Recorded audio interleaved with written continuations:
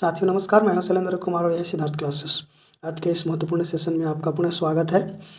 इससे पहले कि समसामयिक घटना चक्र सामान्य ज्ञान के भारत के इतिहास खंड के लगभग सभी भागों को कवर कर लिया गया है और ये आज भारत का इतिहास का आखिरी वीडियो है और इसमें थोड़ा सा संक्षिप्त में विश्व इतिहास के भी बारे में चर्चा करेंगे।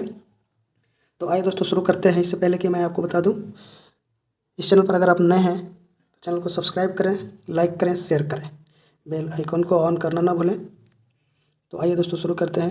इससे पहले के वीडियो में हम लोगों ने 65 पेज नंबर तक के सभी तथ्यों को कवर कर लिया था और आज हम लोग इसके बाद के सभी तथ्यों को कवर करेंगे। तो आइए शुरू करते हैं। उत्तर पश्चिमी सीमा प्रांत के मुसलमानों ने खान अब्दुल गफ्फार खां के नेतृत्व में सविनय अवज्ञा आंदोलन चलाया गया। 5 मार्च 1931 को गांधी इरविन समझौता हुआ। इसके बाद गांधी जी ने सविनय अवज्ञा आंदोलन स्थगित कर दिया।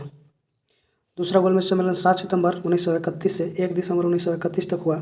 महात्मा गांधी ने कांग्रेस प्रतिनिधि के रूप में इसमें भाग लिया था। इसके बाद है डॉक्टर भीमराव अम्बेडकर ने लंदन में हुए तीनों गोलमेज सम्मेलन में अछूतों के प्रतिनिधि के रूप में प्रतिभाग किया था। 16 अगस्त 1932 को तत्कालीन ब्रिटिश प्रधानमंत्री रैमजे मैकडोनाल्ड ने सांप्रदायिक पंचाट को प्रस्तुत किया। इसके तहत मुसलमान व सिख के साथ दलित वर्ग को भी अल्पसंख्यक मानकर हिंदू से अलग कर दिया गया। 24 सितंबर 1932 को गांधी जी की ओर से मदन मोहन मालवीय तथा अन्य नेता व अम्बेडकर के मध्य एक समझौता हुआ, जिसे पुनः पैक्ट समझौता के नाम से जाना जाता है और यह मुंबई के यरवदा जेल में हुआ था। भारत छोड़ो आंदोलन की शुरुआत 9 अगस्त 1942 को की गई। भारत छोड़ो आंदोलन में गांधी जी ने करो या मरो का नारा दिया। ऑपरेशन जीरो आवर के अंतर्गत सभी महत्वपूर्ण कांग्रेसी नेताओं को 8 अगस्त 1942 की रात ही गिरफ्तार कर लिया गया। इस आंदोलन के दौरान बलिया, तामलुक तथा सतारा जैसे स्थानों पर समांतर सरकारों की स्थापना हुई। 21 अक्टूबर 1943 को सिंगापुर में आज़ाद हिंद सरकार का गठन सुभाष चंद्र बोस ने किया। आज़ाद हिंद फौज के ब्रिगेडों का नाम Subhash brigade, Gandhi brigade, Nehru brigade एवं महिलाओं की ब्रिगेड का नाम लक्ष्मीबाई ब्रिगेड रखा गया। आज़ाद हिंद फौज के अभियुक्तों की ओर से भोला भाई देसाई ने वकीलों के समूह की अध्यक्षता की थी। 24 मार्च 1946 को कैबिनेट मिशन पैथिक लॉरेंस के नेतृत्व में दिल्ली आया। इसके अन्य सदस्य थे स्टेफोर्ड क्रिप्स, ए.बी. अलेक्जेंडर, इसके महत्वपूर्ण अन्य सदस्य थे। 14 अगस्त को पाकिस्तान तथा 15 अगस्त को भारतीय अधिराज्य की स्थापना हुई। भारत की आज़ादी के समय इंग्लैंड के सम्राट जॉर्ज षष्ठम थे और यह राष्ट्रमंडल देशों का प्रधान था। भारत की आज़ादी के समय ब्रिटेन के प्रधानमंत्री क्लीमेंट एटली थे। एटली लेबर पार्टी के नेता थे। भारत की आज़ादी के समय कांग्रेस के अध्यक्ष जे.बी. कृपलानी थे। ये भारतीय स्वतंत्रता के इतिहास से संबंधित महत्वपूर्ण आंदोलन एवं घटनाओं का विवरण इस सारणी के अंतर्गत दिया गया है, जिसे हम लोग देखें। बंग भंग आंदोलन 1905 में बंगाल विभाजन के विरुद्ध हुआ था। कांग्रेस का विभाजन 1907 में, नरम एवं गरम दल में विभाजन सूरत अधिवेशन में हुआ था। लखनऊ पैक्ट दिसंबर 1916 कांग्रेस तथा मुस्लिम लीग के बीच समझौता हुआ था और इसी अधिवेशन में बिहार के राजकुमार शुक्ल जो महात्मा गांधी से अनुरोध के लिए गए थे कि एक बार बिहार चलिए और वहाँ की भी स्थिति को सुदृढ़ किया जाए। मोंटेगू घोषणा 20 अगस्त 1917 भारत मंत्री लॉर्ड मोंटेगू की घोषणा।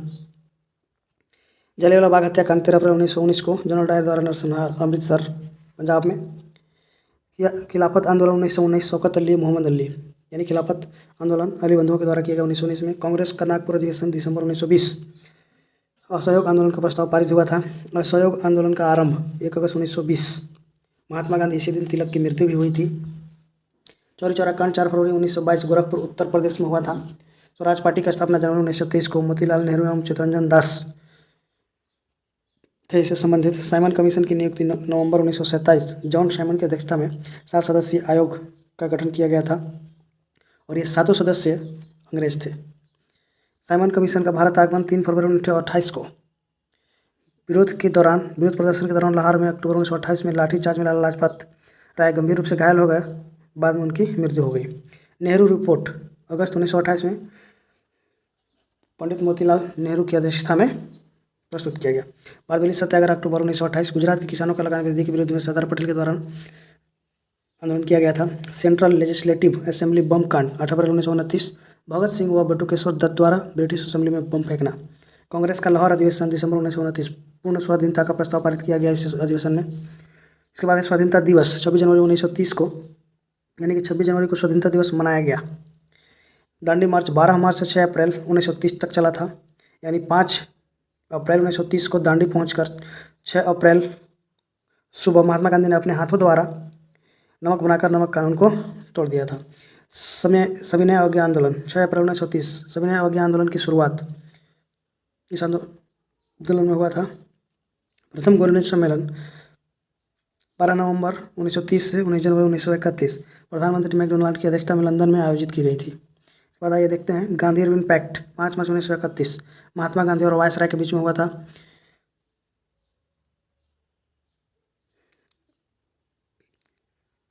इरविन के मध्य संपन्न तथा सविनय अवज्ञा आंदोलन स्थगित करने की घोषणा भी की गई थी। द्वितीय गोलमेज सम्मेलन 7 दिसंबर से 1 दिसंबर 1931 गांधी जी ने सम्मेलन में भाग लिया था। कम्युनल अवार्ड 16 अगस्त 1932 मैकडोनाल्ड द्वारा पृथक प्रतिनिधित्व को प्रदान किया गया था। पूना पैक्ट 24 सितंबर 1932 गांधी जी व अम्बेडकर के बीच एक समझौता हुआ था। तृतीय गोलमेज सम्मेलन 17 नवंबर से 24 दिसंबर 1932 में कांग्रेस ने भाग नहीं लिया था। कांग्रेस सोशलिस्ट पार्टी का गठन 1934 जयप्रकाश नारायण, मीनू मसानी और एस.एम. जोशी आदि।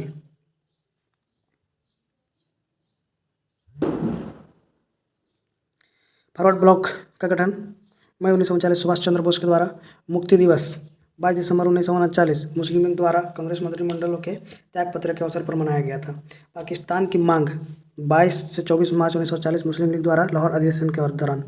अगस्त प्रस्ताव 8 अगस्त 1940 को वायसराय नीललिथगो के द्वारा लाया गया था। क्रिप्स मिशन प्रस्ताव मार्च 1942 स्ट्रेफोर्ड के द्वारा। भारत छोड़ो आंदोलन 9 अगस्त 1942 महात्मा गांधी के द्वारा।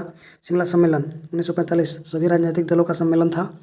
नौसेना विद्रोह 18 फरवरी 1946 मुंबई HMIS तलवार के सैनिकों द्वारा। प्रधानमंत्री इटली की घोषणा 20 फरवरी 1946 भारत को स्वतंत्र करने का आश्वासन मिला। कैबिनेट मिशन का आगमन 24 मार्च 1946 Patrick Lawrence, sir Stafford Cripps एवं AB अलेक्जेंडर सदस्य थे इसके। प्रत्यक्ष कार्यवाही दिवस 16 अगस्त 1946 मुस्लिम लीग द्वारा मनाया गया। अंतरिम सरकार की स्थापना 2 दिसंबर 1946 नेहरू कार्यकारी परिषद के उपाध्यक्ष बने थे। माउंटबेटन योजना 3 जून 1947 भारत विभाजन की योजना थी। स्वतंत्रता की प्राप्ति 15 अगस्त 1947 भारत की स्वतंत्रता प्राप्ति हुई थी भारत स्वतंत्रता अधिनियम के द्वारा। भारतीय स्वतंत्रता के बाद भारतीय गणतंत्र की स्थापना 26 जनवरी 1950 डॉक्टर राजेंद्र प्रसाद प्रथम राष्ट्रपति बने थे और प्रथम प्रधानमंत्री 1947 में पंडित जवाहरलाल नेहरू बने थे। बौद्ध आंदोलन 1951 विनोबा भावे द्वारा शुरू किया गया था आंध्र प्रदेश से। चलिए दोस्तों, तो पीछे के जो भी तथ्य थे वो भारत के इतिहास के अंतर्गत सभी तथ्य महत्वपूर्ण तथ्य था। अब यहाँ से विश्व इतिहास संक्षिप्त में देखेंगे। पुनर्जागरण 14वीं, 15वीं और 16वीं शताब्दी में पश्चिमी यूरोपीय विचार, साहित्य और कला की लौकिक प्रवृत्तियों का तीव्रीकरण था। पुनर्जागरण का प्रारंभ इटली में हुआ। फ्लोरेंस नगर पुनर्जागरण का सबसे बड़ा केंद्र था। पुनर्जागरण का महत्वपूर्ण आधार मानवतावाद था, जिसमें ईश्वर को नहीं बल्कि मानव को मुख्य केंद्र बिंदु बनाया गया था। इसके बाद इटली निवासी पेट्रोक को मानववाद का संस्थापक माना जाता है। पुनर्जागरण कालीन साहित्य दांते 1265-1321 को पुनर्जागरण का अग्रदूत एवं पुनर्जागरण का प्रथम व्यक्ति कहा गया। मैकियावेली की प्रसिद्ध रचना द प्रिंस थी। इरास्मस को मानवतावादियों का राजकुमार कहा जाता है। इरास्मस ने व्यंग्यात्मक शैली में पुस्तक प्रेस ऑफ फॉली की रचना की। पुनर्जागरण और कला पुनर्जागरण युगीन चित्रकारों में Leonardo da Vinci, Michael Angelo, Rafale और टिशियन का नाम प्रसिद्ध है। लियोनार्दो के चित्रों में last supper, Mona Lisa, virgin of rocks प्रसिद्ध है। जियाटो को पुनर्जागरण चित्रकला का जनक माना जाता है। पुनर्जागरणकालीन विज्ञान कोपर्निकस ने टॉलेमी के भू केंद्रित सिद्धांत का खंडन कर सूर्य केंद्रित सिद्धांत प्रतिपादन किया। न्यूटन द्वारा गुरुत्वाकर्षण के नियम का प्रतिपादन किया गया। जॉन विक्लिफ को धर्म सुधार आंदोलन का प्रातःकालीन तारा कहा जाता है। सर्वप्रथम मैगलन ने समुद्री मार्ग से संपूर्ण विश्व का चक्कर लगाया था। अमेरिकी क्रांति अथवा स्वतंत्रता संग्राम अमेरिकी स्वतंत्रता संग्राम का तत्कालिक कारण ब्रिटेन के प्रधानमंत्री लॉर्ड नॉर्थ की चाय नीति थी। 16 दिसंबर 1773 को बोस्टन टी पार्टी की घटना हुई, जिसका नायक सैमुअल एडम्स था। अमेरिकी स्वतंत्रता का नारा था प्रतिनिधित्व तो नहीं तो कर नहीं। जॉर्ज वाशिंगटन अमेरिकी स्वतंत्रता संग्राम के नायक थे, जो अमेरिका के प्रथम राष्ट्रपति भी बने। अमेरिका को पूर्ण स्वतंत्रता 4 जुलाई 1776 को प्राप्त हुई। विश्व में सर्वप्रथम लिखित संविधान संयुक्त राज्य अमेरिका में लागू हुआ। अमेरिका में गृह युद्ध की शुरुआत 12 अप्रैल 1861 को हुई, जिसमें दक्षिणी राज्य दासता के समर्थक एवं उत्तरी राज्य उसके विरोधी थे। अब्राहम लिंकन द्वारा 1 जनवरी 1863 को दास प्रथा का उन्मूलन किया। अमेरिकी गृह युद्ध की समाप्ति 26 मई 1865 को हुई थी। इसके बाद फ्रांस क्रांति, फ्रांस की क्रांति 1789 ईस्वी में लुई 16वें के शासनकाल में हुई थी। इसके बाद है लुई 14वां। लुई 14वां 1643 से 1715 ने कहा था, मैं ही हूँ राज्य और मेरे शब्द ही कानून हैं। फ्रांस की क्रांति में रूसो, मोंटेस्क्यू एवं वॉल्टेयर का महत्वपूर्ण योगदान था। रूसो की रचना सोशल कॉन्ट्रैक्ट है, जबकि मोंटेस्क्यू की रचना द स्पिरिट ऑफ लॉज है। नेपोलियन स्वयं को क्रांति का पुत्र होने का दावा करता था। नेपोलियन 1804 ईस्वी में फ्रांस का सम्राट घोषित हुआ था।